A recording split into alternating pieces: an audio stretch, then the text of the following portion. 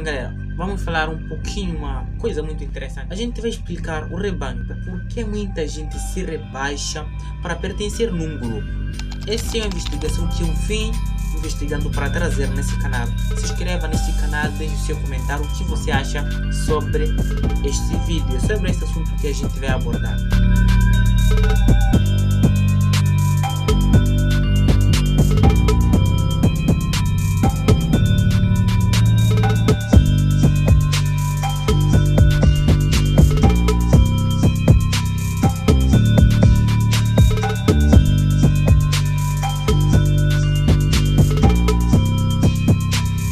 Vamos falar do Nietzsche, a filosofia e da neurociência.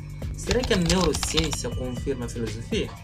Esse é o assunto que a gente vai falar hoje. Portanto, vamos começar a ver. Imagine que existe uma sociedade e o Nietzsche é o protagonista do vídeo, tá? A gente vai isolar o Nietzsche. Só para deixar claro, a gente vai usar 3 livros.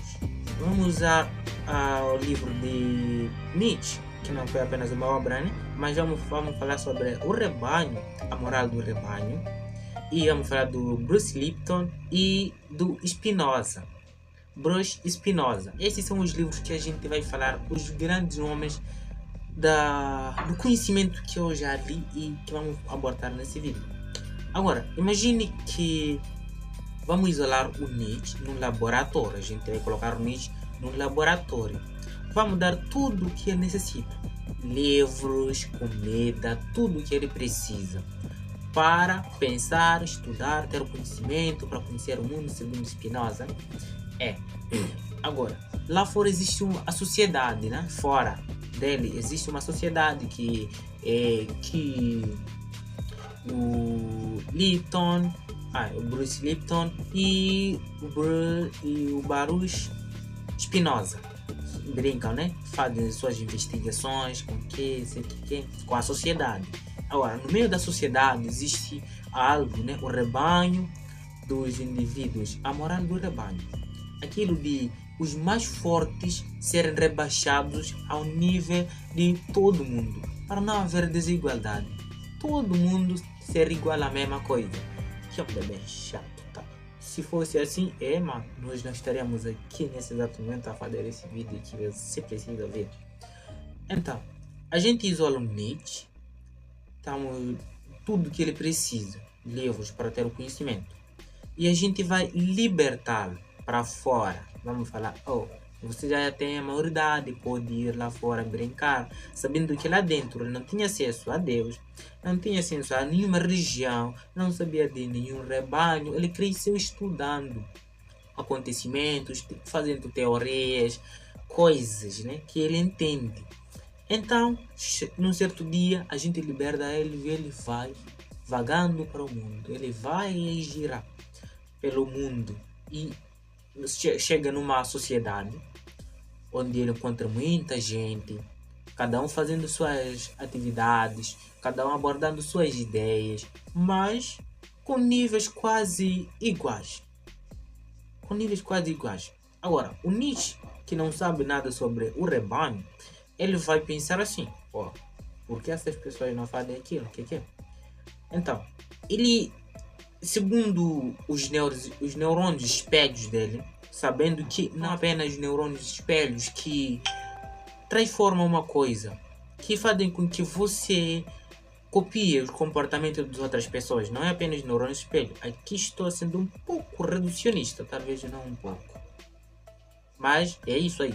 Os neurônios espelhos dele começam a copiar o ambiente, começam a copiar os comportamentos de outras pessoas. E existem pessoas que não querem que haja alguém, pessoas com uma inteligência superior.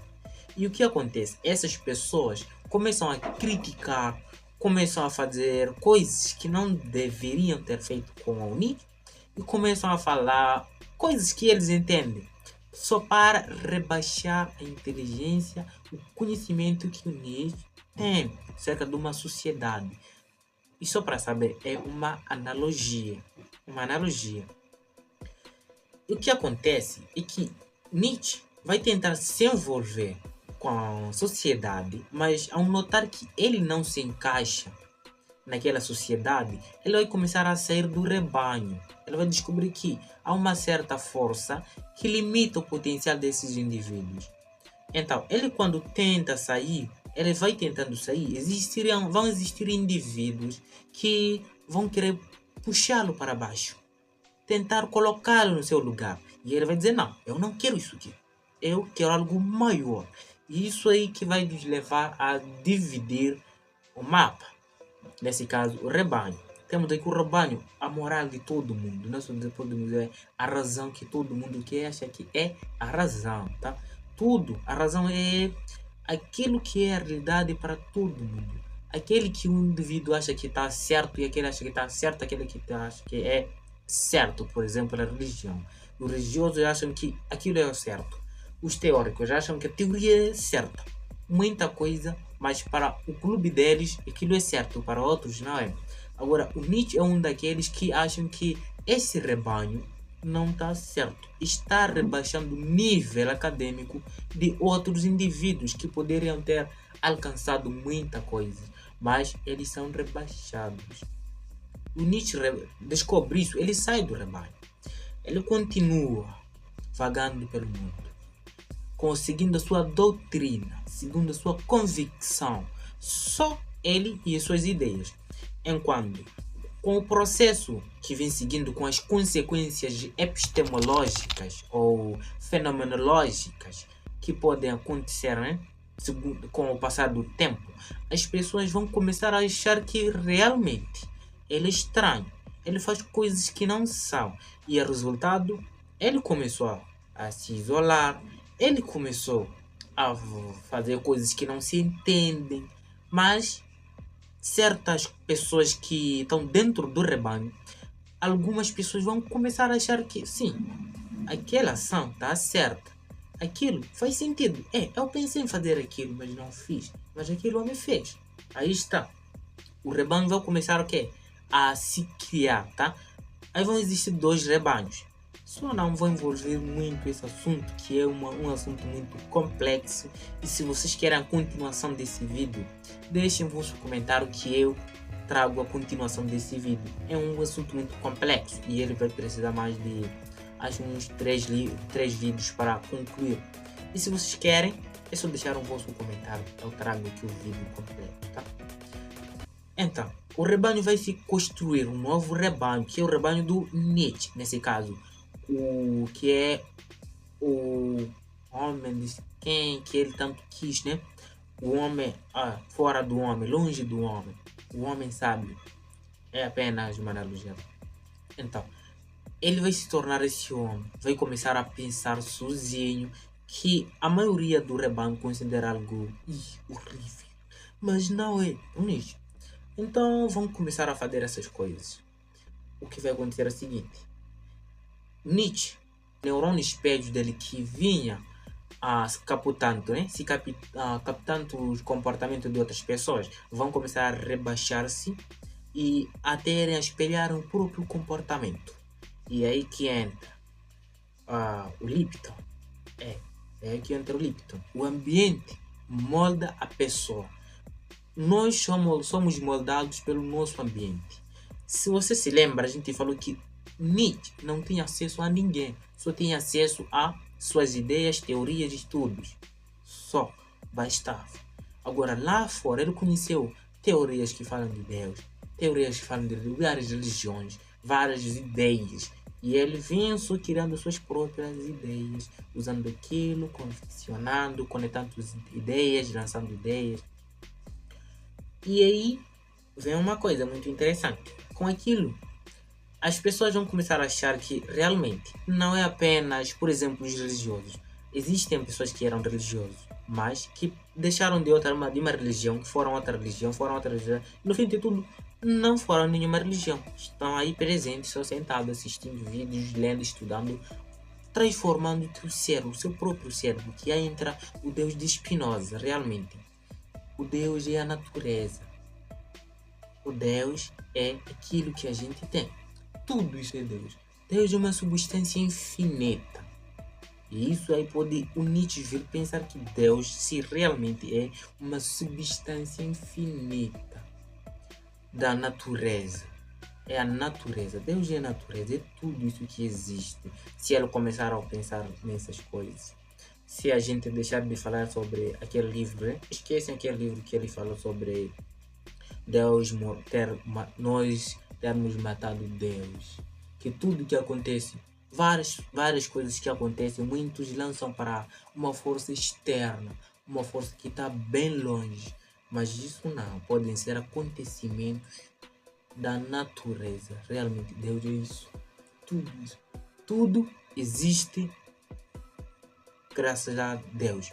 Tudo foi feito por Deus, não Deus da religião, não sei o que, Deus de Spinoza, tá? A natureza. Deus, ele considerou Deus como a natureza. Então, se a gente levar o Bruce Lipton, colocamos dentro dessa natureza, realmente faz muito sentido, porque o ambiente molda as nossas decisões.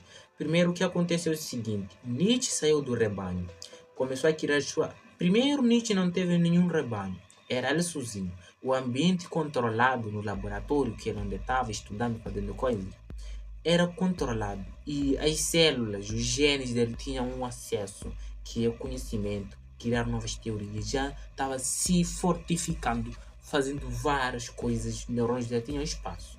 Agora, ao sair para fora, ele encontra várias coisas, um novo ambiente, não sei o quê. E agora, os genes dele têm, as células, os genes dele, todo o processo corporal, tem que se modificar. Ele passa uns processos de modificação e começa a criar novas conexões para se enturmar com o ambiente, com a comunidade. Que é, a gente fala sobre acerca de neurônios espelhos. Então, ele vai começar a criar suas próprias teorias, ou seja, o próprio ambiente. Ele vai começar a controlar o seu próprio ambiente, já que ele também controla o próprio ambiente. Ele é pena que ele basou e as suas teorias ficaram até hoje que a gente conhece e tem sempre por isso que toda distorcer a realidade. Mas não, nenhum ser conhece a realidade, porque a realidade ela está na cabeça de cada um. Tá? É isso aí. Então vamos deixar de lado. Ele vai começar a criar esse rebanho dele e ao passar do tempo, aqueles indivíduos vão começar a pensar que ele se isolou, que é o resultado do processo de ser diferente. Ele é maluco, não pertence nesse grupo. Vê o que está fazendo, ele está a sofrer e as pessoas. Esse é um dos motivos que leva pessoas a não quererem sair do rebanho, tá? Daquele rebanho que se encontra, daquele grupo. Até porque dois sair do grupo quando pensam que o fulano fez algo e logo aconteceu isso, que é causa e efeito. Não. Ele sabe, então eu não vou sair do meu rebanho para não acontecer isso, porque muitos pessoas fazem isso, tá? Eles pensam que se eu parar de ir à igreja, ou na mesquita, ou uma qualquer religião, isso vai acontecer comigo. Isso vai acontecer com fulano, isso vai acontecer com fulano. Então, eles continuam presos naqueles lugares. Isso pode vir a acontecer. E acontece muitas vezes. As pessoas não saem dentro do rebanho através dessa coisa, de se identificar numa coisa que pode não vir a acontecer com essa pessoa. Esse pode ser o maior problema de todo mundo. Segundo essa analogia, faz muito sentido. Pensa bem. Por quê? Tem um efeito que aconteceu na nossa turma. Um professor de física, ele entrou na nossa turma, ele fez o seguinte, ele disse prova surpresa. Prova surpresa que não era no seu dia, ele só veio, era na segunda-feira, a gente tinha aula na quarta-feira dele, e ele disse, vamos fazer prova. Não, a gente disse, não, isso não pode ser. A gente não está preparado, a gente estava preparado para outras matérias, e ele vem e diz, prova, fala sério, meu irmão. A gente disse, não, a gente não vai fazer isso. Somente éramos 5. Eu, tem um aí, mais chefe de higiene e tem outro, tá? Tem outros que eu já esqueci os nomes. a gente ficou ali de pé falando, não, professor, a gente não está preparado para essa prova. Além disso, hoje não é seu dia de dar a aula, então, por favor, nos deixe em paz, tá? Nos deixe em paz. O que aconteceu? A maior da turma só contribuía quando o professor abaixava a cabeça. Quando levantava, todo mundo ficava assim. Tipo, não se passa nada. Enquanto os outros ali atrás faliam nada, hoje não é o dia, na próxima aula, vamos fazer na próxima aula, o professor pode escolher o método, não sei o que, só na próxima aula, hoje não. A gente debatia com o professor na turma, enquanto os outros só estavam calados, só seguiam o rebanho. Quando o professor falava uma coisa, ele dizia, sim, sim, sim. Quando a gente falava algo que o professor não tinha que falar, falavam, sim, colega, sim, isso mesmo. Ué, que papo é esse? A maioria seguia o rebanho. A maioria tinha a favor do professor, porque sabiam que se o professor falar, decidir, ali já era para nós que estávamos argumentando. Então, essa era a razão deles, mas a nossa visão era bem diferente. Era injusto para nós. Então, é o mesmo mecanismo que acontece. É muito interessante ver que várias coisas acontecem no nosso mundo que os nossos passados, os nossos antepassados lá atrás, os filósofos, cientistas, teólogos, já tinham previsto, escritos e publicaram na internet. Várias coisas acontecem e se repetem. Esse foi o vídeo de hoje que eu tinha para vos trazer essa ideia de rebanho, a moral do rebanho. Isso só para saberem que esse rebanho é sim uma convicção muito estranha. É algo tão... nem tenho palavra para descrever. Então, muitos ficam presos num sítio através dessa coisa de igualdade. Porque viu o outro, saiu do grupo e sofreram lá frente, aconteceu alguma coisa e ele levou aquilo, relacionou com outra coisa. Mas que papo é esse? E você não sabe se vai acontecer a mesma coisa contigo. E você não deve deixar ou sair de um sítio a esperar que depois vai acontecer aquilo. Não, simplesmente faz. E vê o que acontece. Outra coisa, o processo é muito bom, apesar que irrita, é muito bom.